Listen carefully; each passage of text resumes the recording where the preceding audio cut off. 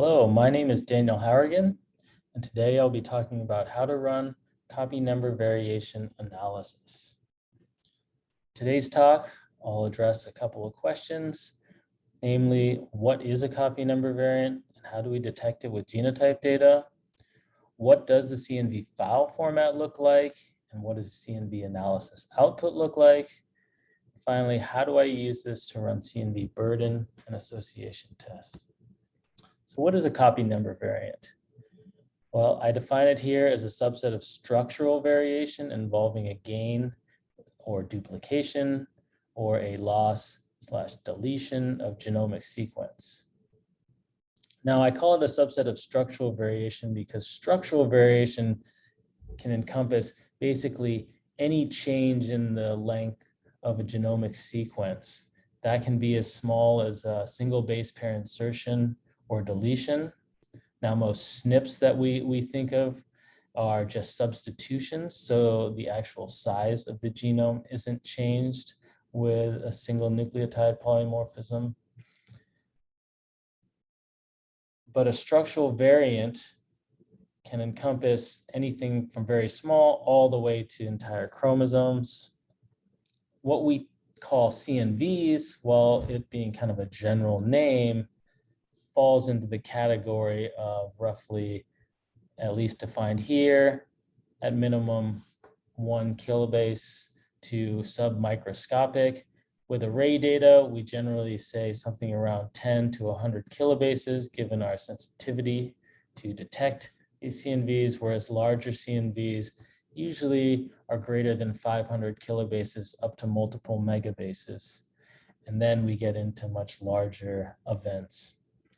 Now, I'm not going to get into the details of the mechanisms that cause it. I've listed a few here. You can look them up. But there are different hotspots in the genome that are more prone to these copy number variants due to repeat regions or often ways in the machinery that can make mistakes and lead to these gains or losses of genomic sequence. Now, how do we detect it using genotype data? So when we run across the genome, collecting a bunch of SNPs, I show here kind of the basic mechanism, or at least a figure showing how we take light intensity from different experiments, looking at capturing either, allele A, I have AA as allele A, or the B allele being TT here, and then a heterozygous, you can see a mix of both red and green.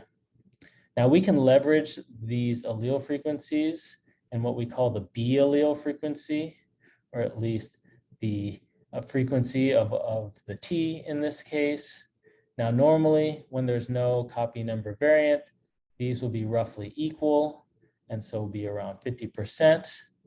When we see something like a large deletion or any sort of deletion, we should see a loss of heterozygosity, and therefore we will see a gap in these B alleles, at least at any site that you would normally be heterozygote at.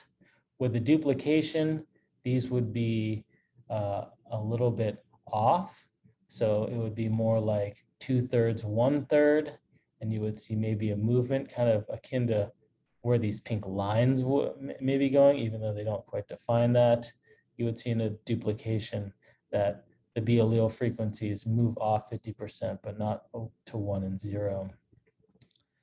Now that's looking at the B alleles. The other thing we use to detect it is the log-R ratio, and this is basically measuring the light intensity.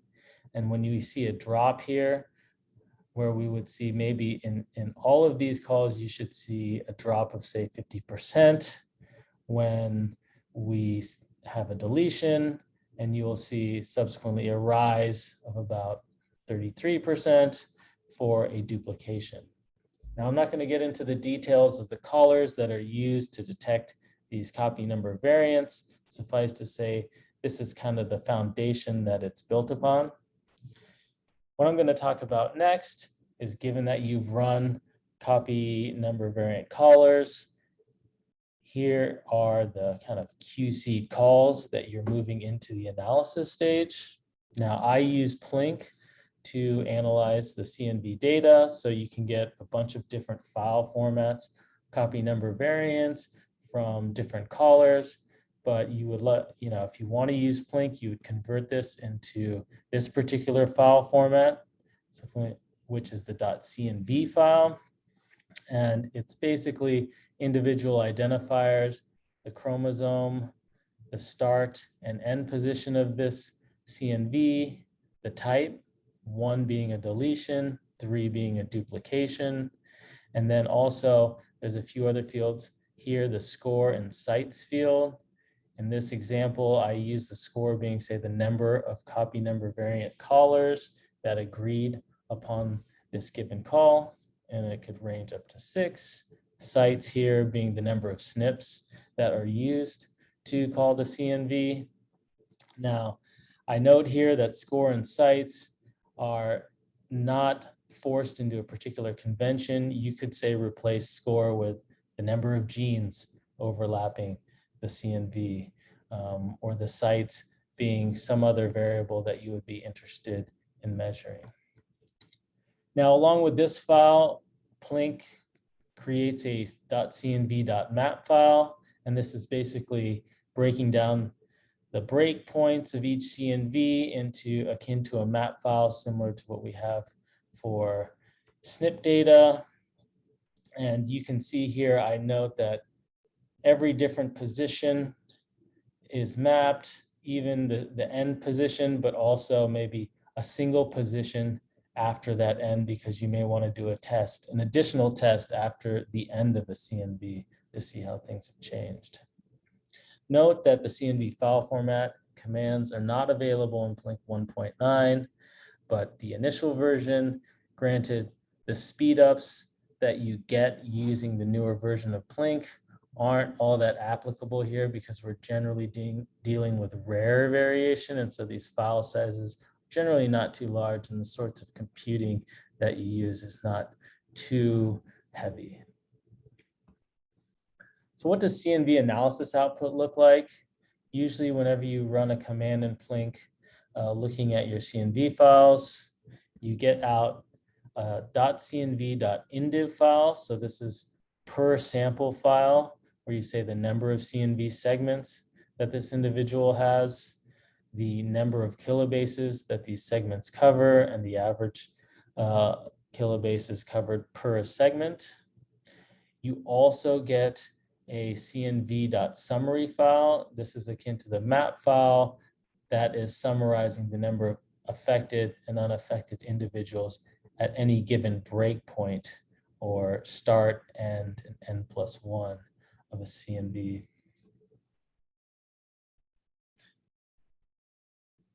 And this is basically, the output here. While it seems quite simple, I'll show how with these files you can do quite sophisticated analysis by using a lot of different filters. So a lot of the magic in Plink is all the flags that you can use to subset your list of CNVs. So what I have here is a kind of verbose command just to show the optionality available in Plink. And for each of these, I describe what that function is doing. So with Plink, you have --c file. This reads in the CNV and CNV map file. I want to select only deletions. I want to select CNVs that are at least 100 kilobases in length. I want CNVs with a score of 4 or higher and at least 50 sites. I want to exclude CNVs that overlap a particular region. So I can insert a different text file with a list of chromosome and start end positions here. And I want to make sure in this exclusion that the CNVs must overlap by at least 50% to be excluded. I can also look at frequency, where at least 10 CNVs overlap. I would like to exclude those because maybe I'm more interested in very rare CNVs. I can also write out the frequencies of these CNVs as well, just so I can guarantee which CNVs are being dropped, which CNVs are being kept. And then I can run a basic burden test using a permutation model. And here I just set the number of permutations to be 10,000. So you can see there's a lot of different flags here, and it's manipulating a lot of these flags that can give you just what you would like in terms of your analysis. Now, granted, using the burden test in Plink doesn't handle covariates. It basically just looks at something like case control status. And so what I recommend is taking the output, particularly the cnv.indiv file, and reading that into, say, Python or R. I prefer R to run more sophisticated models.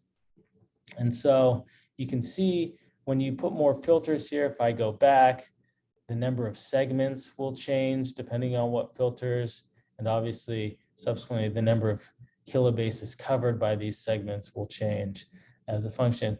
And it's kind of iteratively reading in these files at different filtering steps that can produce a wide range of tests. So I've shown a couple figures here that we published when looking at CNV burden in the PGC schizophrenia. So I took in those .cnv.indiv files into R. I ran a logistic regression predicting schizophrenia status and adding a number of covariates such as principal components, genotype platforms, and then basically as I iteratively ran different commands in Plink to look at KB, CNV counts, lengths, frequencies, whether or not they're in or not in particular regions, you can build up a number of tests of overall burden. So in this example here, this would be all CNVs, deletions and duplications stratified by different genotyping platforms, and then all together. And in B here, I'm stratifying by different frequencies, and say previously implicated CNVs as a region. I want to say in the blue bars, we're looking at enrichment here in the green and blue bars, but you can see the big deviation here. There's a lot of enrichment when we talk about CNVs at this size, or at least this frequency, I mean, and they go away because most of these have been implicated. So I've excluded these regions, rerun the burden test, and you can see that we've captured much of the signal already with previously implicated CNVs. So how do we use this to run CNV association tests at individual CNV loci or at individual breakpoints of CNVs? Basically, I would run a very similar command. I could use all the same filters, basically get rid of a number of commands. In particular, you're getting rid of this CNV indiv.perm step, but you still run a permutation test. And what you'll get out is a .cnv.summary.mperm file. And at each base position, you can run an association test here using permutation. This would be the point-wise permutation value, but there's also a family-wise permutation p-value that corrects for all the tests here. So this association is run at all possible start, end, and n+1 positions. And one of the things you can do if you like to include covariates in your data, at least what I've done in the past, is maybe run your logistic regression model with a lot of your covariates, pull out the residuals, and then use this as a quantitative trait, and you can run association mapping in Plink to get p-values that way. So what does this look like? I think having a figure kind of is instructive here. So I plotted through a browser. I'll break this down. This is our signal at the Nerexin 1 gene. So in red, we have our deletions, light red deletions in our schizophrenia cases, dark red deletions in our schizophrenia controls. I also have duplications in blue, which don't make up much of the signal here.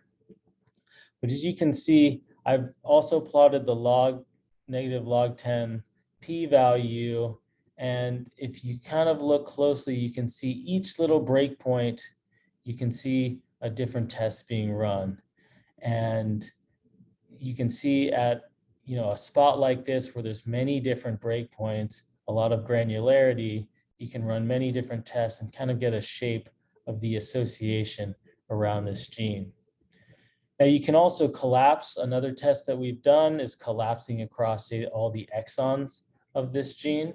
And so this would be akin more to like a gene burden test, where you collapse this region and then you test for overlap at that region, run a similar model, and then you can kind of aggregate all the CNVs and cases and controls to report, say, a gene-based p-value. So that's a very quick overview of how to run burden and association with CNV data. And a few considerations is that, one of the things that you don't have access to when looking at CNVs is imputation. And so it is a consideration to think about, there isn't kind of a reference, reference haplotypes or a larger data set to do additional QC. So there can be additional challenges, particularly with subpart data, that they can't be rescued in the way that imputation can rescue SNP genotypes. And on that note, genotyping chip does matter very much because you can't impute a bunch of different new sites.